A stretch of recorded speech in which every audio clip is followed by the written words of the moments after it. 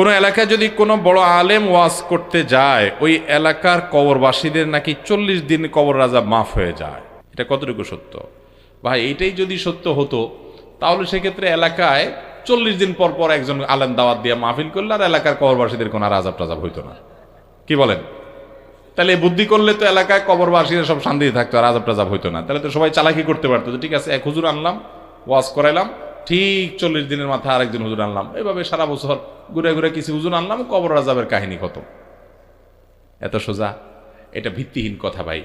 একটা জাল হাদিস আছে এই টাইপের, যে কোনো তালেবুল এলেম তলবকারে মাদ্রাসার ছাত্র কোরআন হাদিস পড়ে, এরা যদি কোনো এলাকাতে যায়, কোনো রাস্তার পাশ দিয়ে যায়, ওই কবরবাসীর কবর আযাব মাফ হয়ে যায় ইত্যাদি, এগুলো একটাও কোনো বিশুদ্ধতার ধারে কাছেও আছে এরকম কোনো হাদিস দ্বারা বর্ণিত নয়। এগুলো লোকমুখে প্রচলিত কথা হাদিসের নামে, এগুলো হাদিসের বিশুদ্ধতার মানদণ্ডে উত্তীর্ণ কোনোটি নয়। মৃত ব্যক্তির জন্য আমরা প্রতিদিন কি কি আমল করতে পারি, এ নিয়ে আপনার নসিহত শুনতে চাই।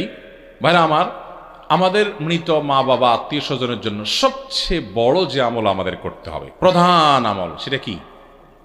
দোয়া। সেটা কি? দোয়া। এই দোয়ার মধ্যে আমরা এসে কি করি? আমরা পয়সা দিয়ে দোয়া করাই না ভাই। আপনি নিজে দোয়া করবেন আল্লাহর কাছে, চোখের পানি ফেলে নিজের বাবার জন্য, মায়ের জন্য, স্বামীর জন্য, স্ত্রীর জন্য, ভাই বোনের জন্য, বন্ধু বান্ধবের জন্য, আত্মীয় স্বজন, নানা নানি, দাদাদের জন্য, শ্বশুর জন্য নাম ধরে ধরে দোয়া করবেন, নিজে দোয়া করবেন। আমাদের দোয়া করতে বললে বলে কি আমি কি দোয়া করতে পারবো, আল্লাহ কি আমার দোয়া কবুল করবে? হ্যাঁ, আপনার দোয়া বেশি করবে, হুজুরের আগে আপনার দোয়া কবুল হওয়ার বেশি সম্ভাবনা। কারণ আপনার বাবার জন্য, আপনার মায়ের জন্য আপনার যে আকুতি হবে, ওই আকুতি তো হুজুরের হবে না। হ্যাঁ, হুজুর নেককার হলে, পরহেজগার মুত্তাকি হলে, মুস্তাজাবুদ দাওয়া হলে তার দোয়া কবুলের সম্ভাবনা বেশি, এটা ভিন্ন বিষয়। কিন্তু মনে রাখবেন, আল্লাহ রাব্বুল আলামিন বান্দার কলব দেখে তার দোয়া কবুল করেন। বিশেষ করে দোয়া কবুলের মৌলিক শর্ত হালাল উপার্জন ঠিক থাকলে, তার অন্তর যখন খুব বেশি মনোযোগ সহকারে দোয়া করে, ওই দোয়া কবুলের সম্ভাবনা অনেক বেশি থাকে। তো ওইটা তো আপনার হবে, আরেকজনটা দিয়ে হবে না। হ্যাঁ, আপনি হুজুরদের কাছে দোয়া অবশ্যই চাইবেন, আলেমদের কাছে, সবার কাছে দোয়া চাইবেন, কিন্তু আপনি নিজে বেশি বেশি করবেন। আর মুর্দার জন্য টাকা দিয়ে কোনো দোয়া করাবেন না, লাভ হবে না। যে টাকা নিবে সেও হারাম খাবে, আপনি দিলেও হারাম হবে। কথা কি বুঝাতে পারছি? মরা মানুষের জন্য টাকা দিয়ে দোয়া করানোর সিস্টেম আছে আপনাদের এলাকায়? না জায়েজ এবং গুনাহের কথা, জায়েজ নাই। দুনিয়াবি বিষয়ে হলে সেটা জায়েজ হতে পারে, কিন্তু আখিরাতের বিষয়টা, মানুষ মারা গেছে, মরা মানুষের জন্য দোয়া কেন্দ্রিক কোনো বিনিময় দেওয়া নেওয়া জায়েজ নাই। এখানে আপনি এমনি একজন আলেমকে দান করবেন দোয়া টোয়া ছাড়া, এমনি যে আমি এটা আমার মায়ের মাগফিরাতের জন্য, আমার দাদার তরফ থেকে ঈসা আলাইহিস সালামের জন্য দিলাম, সেটার ভিন্ন কথা। কিন্তু হুজুর দোয়া করেন তারপরে টাকা দিলাম, এটা উচিত না। আমাদের দেশে সব জায়গায় আমরা স্বার্থ ছাড়া কিচ্ছু বুঝি না। হুজুরের ডাইকে একবেলা ভাত খাওয়াইছে, ভাত খাওয়া বলে হুজুর এবার একটা হাত তুলে দেন, মানে আমার ভাত আপনার পেটে ঢুকছে, এখন আপনি কি করেন?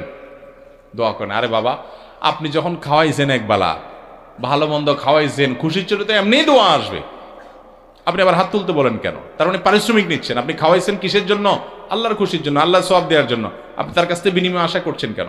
তার কাছ থেকে কোনো কিছু আশা করেন না, সেভাবে আপনি করতে পারেন। অতএব মুর্দার জন্য প্রথম কাজ হলো দোয়া করা। নাম্বার 2, মুর্দার তরফ থেকে দান করবেন, বিশেষ করে সাদকায়ে জারিয়া। মসজিদ মাদ্রাসাতে দিলেন, গাছ লাগাই দিলেন, কোন একটা গরিবকে একটা স্থায়ী কিছু কিনে দিলেন, একজনকে একটা রিক্সা কিনে দিলেন, ভ্যান কিনে দিলেন, একটা টিউবওয়েল করে দিলেন, এবং একটা নিয়ত করবেন, আল্লাহ এটার সব আমি চাই না, আমার বাবার জন্য, মায়ের জন্য, মুর্দার জন্য চাই। স্থায়ী সাদকা যেটাকে বলে, সাদকায়ে জারিয়া।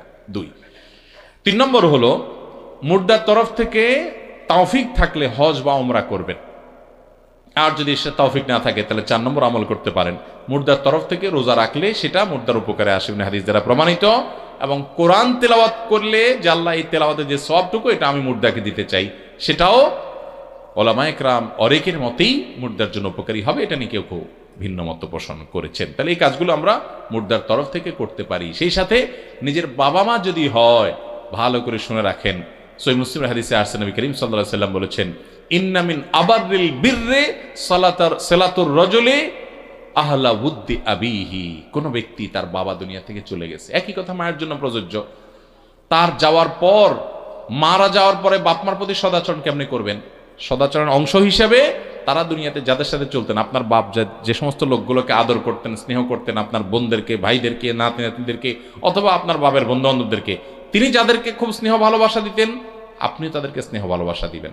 আপনার মা যাদের সাথে উঠা বসা করতেন, তাদের প্রতি আপনার শ্রদ্ধা থাকবে, আন্তরিকতা থাকবে, মায়ের মতো সম্মান দেখাবেন।